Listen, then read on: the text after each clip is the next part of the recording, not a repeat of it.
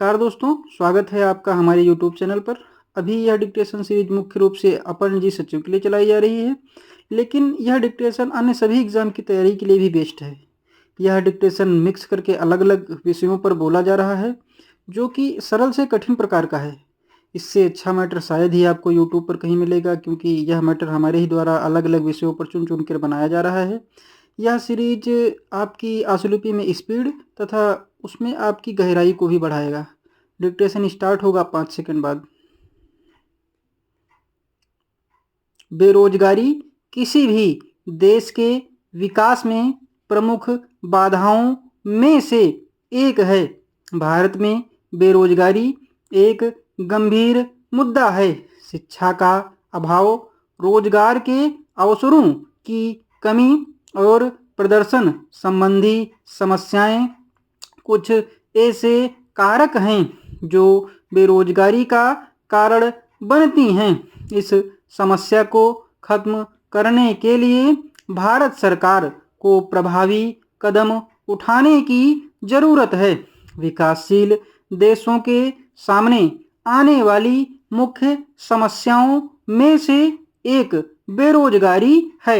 यह केवल देश के आर्थिक विकास में खड़ी प्रमुख बाधाओं में से ही नहीं, बल्कि व्यक्तिगत और पूरे समाज पर भी एक साथ कई तरह के नकारात्मक प्रभाव डालती है। देश में बेरोजगारी की समस्या लंबे समय से बनी हुई है। हालांकि सरकार ने रोजगार सृजन के लिए कई कार्यक्रम शुरू किए हैं, पर अभी तक वांछनीय प्रगति हासिल नहीं हो पाई है। नीति निर्माताओं और नागरिकों को अधिक नौकरियों के निर्माण के साथ ही रोजगार के लिए सही कौशल प्राप्त करने के लिए सामूहिक प्रयास करने चाहिए। स्वाधीनता के बाद हमारे देश ने तत्कालीन सोवियत संघ के समाजवादी शासन की संरचना को अपनाया, जिसमें योजनाएं बनाकर काम किया जाता था। पंचवर्षीय और एक वर्षीय योजनाएं काफी लंबे समय तक देश में चलती रहीं। योजना आयोग ने नियोजन इकाई के रूप में दशकों तक योजनाएं बनाने के काम को अंजाम दिया, लेकिन केंद्र में सत्ता परिवर्तन होने के बाद 1 जनवरी 2015 को योजना आयोग के स्थान पर केंद्रीय मंत्रिमंडल के एक संकल्प पर नीति आयोग का गठन किया गया।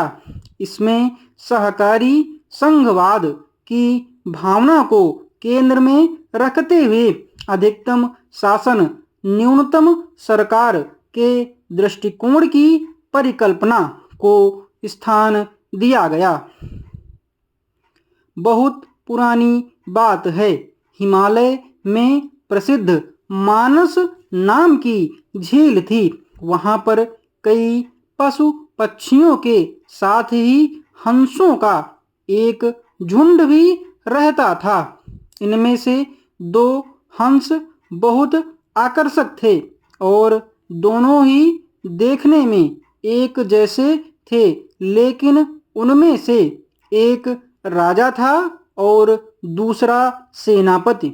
झील का नजारा बादलों के बीच में स्वर्ग जैसा प्रतीत होता था। उस समय झील और उसमें रहने वाले हंसों की प्रसिद्धि वहां आने जाने वाले पर्यटकों के साथ देश विदेश में फैल गई थी।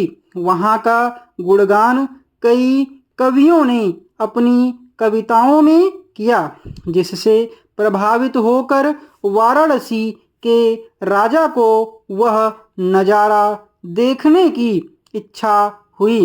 राजा ने अपने राज्य में बिल्कुल वैसा ही झील का निर्माण करवाया और वहाँ पर कई प्रकार के सुंदर और आकर्षक फूलों के पौधों के साथ ही स्वादिष्ट फलों के पेड़ लगवाए।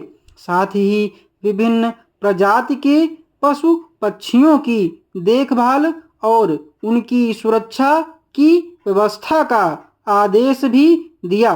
वाराणसी का यह सरोवर भी स्वर्ग जैसा सुंदर था, लेकिन राजा के मन में अभी उन दो हंसों को देखने की इच्छा थी जो मानस सरोवर में रहते थे। एक दिन मानस सरोवर के अन्य हंसों ने राजा के सामने वाराणसी के सरोवर जाने की इच्छा प्रकट की, लेकिन हंसों का राजा समझदार था। वह जानता था कि अगर वो वहां गए तो राजा उन्हें पकड़ लेगा। उसने सभी हंसों को वाराणसी जाने से मना किया, लेकिन वो नहीं माने। तब राजा और सेनापति के साथ सभी हंस वाराणसी की ओर उड़ चले। इस डिक्टेशन की पीडीएफ आपको हमारे टेलीग्राम चैनल से मिलेगी, जिसका लिंक डिस्क्रिप्शन बॉक्स में दिया हुआ है।